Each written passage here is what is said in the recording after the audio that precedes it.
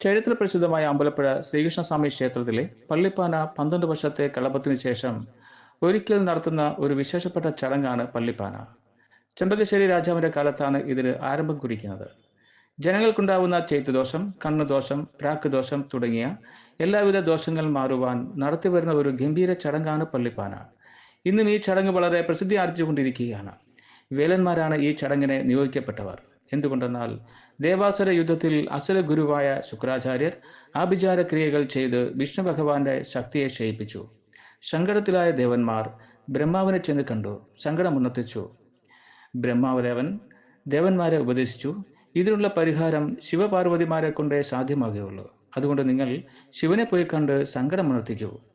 അങ്ങനെ ശിവനും പാർവതിയും വേലനും വേലത്തിയുടെ വേഷം പൂണ്ട് പറയും തുടിയും കൊമ്പുമൊക്കെ വരുത്തി വാദ്യമേളങ്ങളോടെ പാട്ടുപാടി ഓത്തു നടത്തി.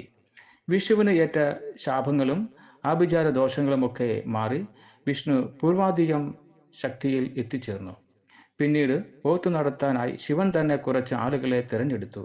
അവരാണ് മലയരയന്മാർ അഥവാ വേലന്മാർ. വേലപ്പാട്ടിന്റെ ചടങ്ങുകളെല്ലാം ശിവൻ തന്നെ അവർക്ക് പകർന്നു കൊടുത്തു. അതാണ് വിശ്വാസം. അതുകൊണ്ടാണ് വേലന്മാർ തന്നെ ഇതിന് നിയോഗിക്കപ്പെട്ടത്. വേലന്മാർ ഭക്തി ആദരപൂർവമാണ് ഈ ചടങ്ങുകൾ നടത്തുന്നത്.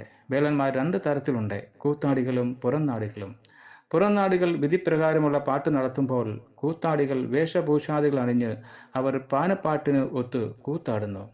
അവരുടെ ലക്ഷ്യം വേദിയിലേക്ക് ആളുകളെ ആകർഷിക്കുക എന്നതാണ്. കുരുത്തോലയുടുത്തും കുരുത്തോല തൊപ്പി ചാർത്തിയും ശരീരത്തിൽ പല നിറത്തിലുള്ള പൊട്ടുകൾ കുത്തിയും ചുവന്ന പട്ടുടുത്തും ഇലഞ്ഞിയുടെയും പാണലിൻ്റെയും തൂപ്പുകൾ അവരുടെ കയ്യിലുമുണ്ടാകും. അങ്ങനെ ജനങ്ങളെ ചിരിപ്പിക്കുവാനും പലതരത്തിലുള്ള ചേഷ്ടകൾ കാണിച്ച് വേദിയെ ആനന്ദപൂരിതമാക്കും. കയ്യിലിരിക്കുന്ന തൂപ്പുകൾ കൊണ്ടാണ് ഒഴിച്ചിൽ നടത്തുന്നത്. ഇതിന് ഉപയോഗിച്ചിരിക്കുന്ന വടി കൃഷ്ണമൃഗത്തിന്റെ കൊമ്പാണ്.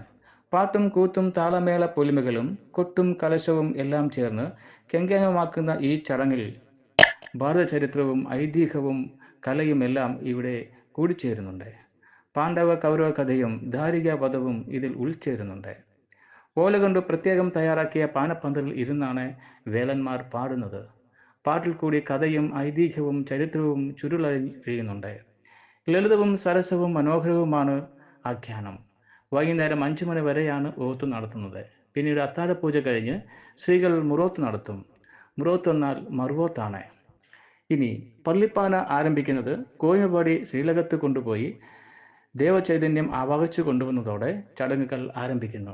ദേവചൈതന്യത്തെ ആവാഹിച്ച കൊണ്ടുവരുന്ന കോയിമപടിയെ ഭഗവാനായി സങ്കല്പിച്ചുകൊണ്ടാണ് വാദ്യമേളങ്ങളോട് കൂടി യജ്ഞവേദിയിൽ കൊണ്ടുവന്ന് സ്ഥാപിക്കുന്നത്. അതോടെയാണ് പള്ളിപ്പാന തുടങ്ങുന്നത്. വടിയെ ഭഗവാനായി സങ്കല്പിച്ചുകൊണ്ടാണ് മേൽശാന്തി നെല്ലും അരിയും ജപിച്ചു കൂത്താടികളുടെ തലയിൽ വീഴ്ത്തി ഓത്തിന് ആജ്ഞ കൊടുക്കുന്നു. 15 ദിവസം നീണ്ടു നിൽക്കുന്ന ഈ ചടങ്ങിൽ ഓരോ ദിവസവും വ്യത്യസ്തമായ ചടങ്ങുകളാണ് ഇവിടെ അരങ്ങേറുന്നത്.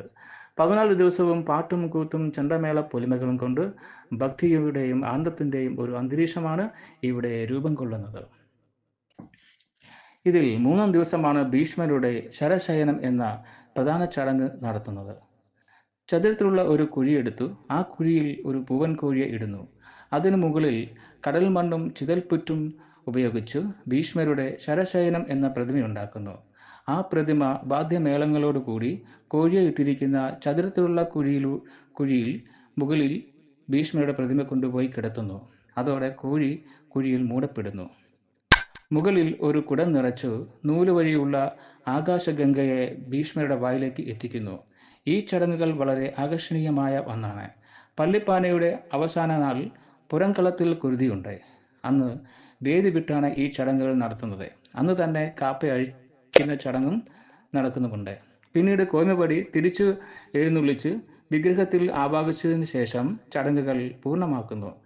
ഇതോടെ പള്ളിപ്പാന അവസാനിക്കുന്നു.